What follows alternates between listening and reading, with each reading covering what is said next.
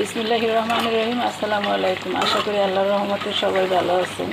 আলহামদুলিল্লাহ আমিও ভালো আছি। আজকে নারকেল দিয়ে দেশি হাঁসের মাংস রান্না শেয়ার করছি।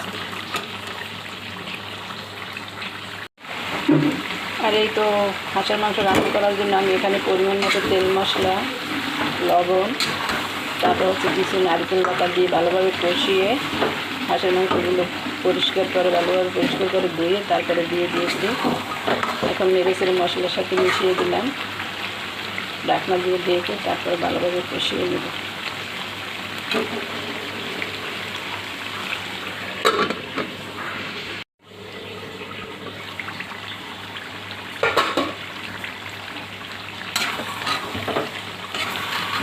তো ঢাকনা উঠিয়ে মাঝে মাঝে নেড়ে আমি গোস্তগুলো ভালোভাবে কষিয়ে নেব।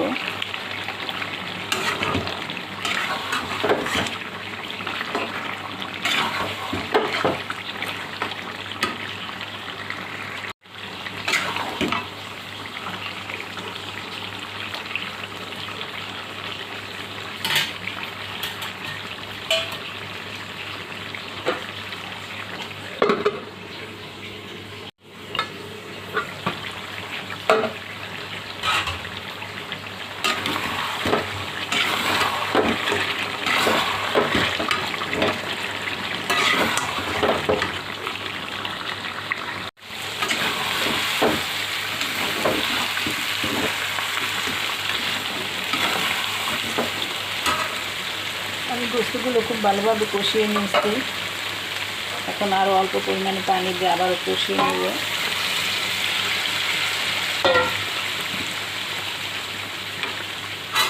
যে কোনো তরকারি অল্প অল্প পানি দিয়ে বারবার কষালে নাকি খেতে বেশি স্বাদ হয়।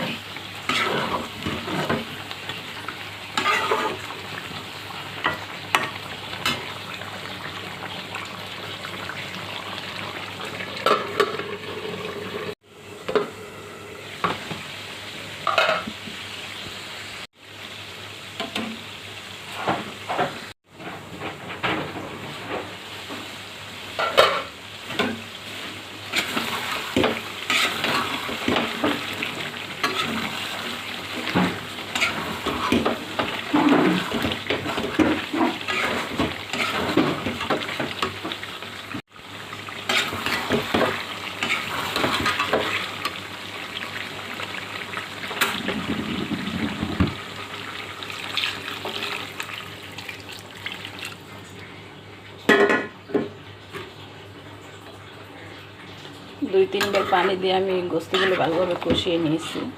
এখন সিদ্ধ হওয়ার জন্য পরিমাণ মতো গরম পানি দিয়ে দেব।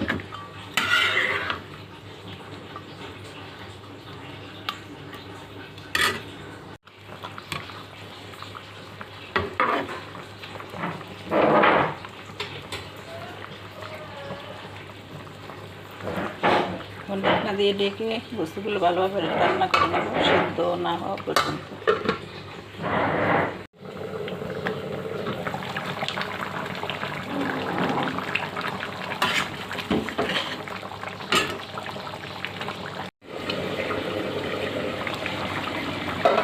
তো আমার রান্না করাই কমপ্লিট। আমি শেষ হচ্ছে কিছু ভাজা জিরের গুঁড়ো আর হচ্ছে কাঁচামরিচ দিয়ে দিয়েছি।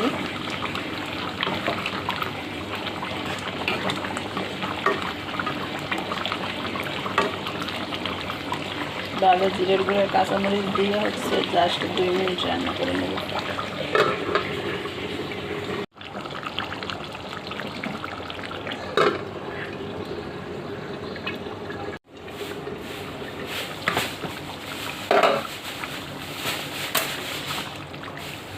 এই তো আমার রান্না কমপ্লিট।